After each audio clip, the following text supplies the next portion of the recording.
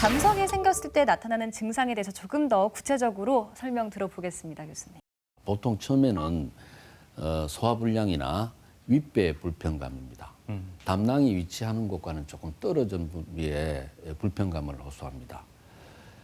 병이 진행돼서 염증이 많이 생기면 우상복부 통증이나 발열이나 황달이 생기기도 합니다. 그래서 초기 증상이 나타나는 곳이 담낭의 위치가 있는 곳이 아니라서 사람들은 담석이 있는 것을 모르고 저 위치 같으면 윗배 불편감은 당연히 위장의 위치니까 위장의 병이라고 사람들은 생각하게 됩니다. 네.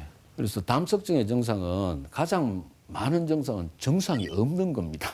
없는 것이고 두 번째 흔한 증상은 특히 기름진 음식이나를 섭식하고 되면 명치 부위가 불편한 소화불량과 윗배 불편감입니다. 좀 더 진행이 되어서 우상복부에 통증이 생기면 병원을 찾으려고 하죠. 근데 많은 경우에서는 몇 시간 지나면 또 좋아져 버립니다.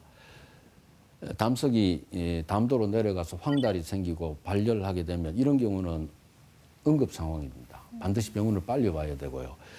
늦게 오면 발열, 오한, 폐혈증으로 빠져서 이렇게 중환자실로 갈 수도 있습니다. 황달이 생기거나 발열이 될 때 그리고 우상복부의 통증이 계속 지속될 때는 바로 응급실이라도 와야 되는 상황이 됩니다. 사실 주변에 담석증 환자 보면요, 간혹 배가 너무너무 아파서 누워서 떼굴떼굴 굴렀다는 분들도 있습니다. 응급차를 119를 통해서 응급실까지 갔다. 그런 증상은 여기에 나타나지가 않고 있는 것 같은데요. 그건 왜 그런가요?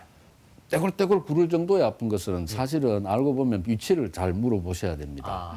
우리가 못 참을 정도의 통증은 여러 결석이 많습니다. 허리도 아프면서. 예. 이제 담석증의 전형적인 증상으로 못 참을 정도의 증상은 구부리면 우상복부가 아프고 건드리면 아플 정도가 되어야지 응급실로 옵니다. 그냥 조금 불편한 것까지 응급실로 오지 않고요.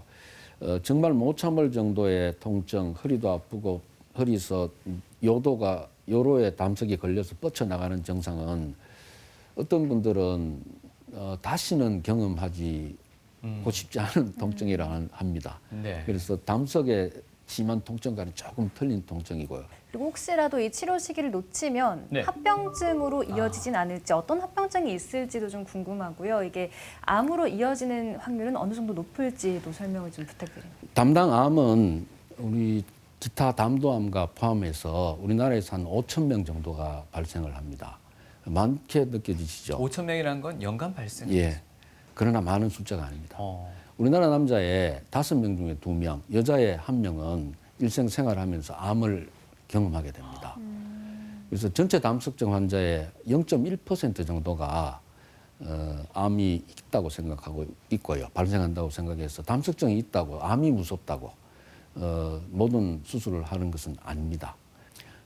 담석이 움직여서 담낭관을 막게 되면 급성 담낭염이 생길 수 있습니다.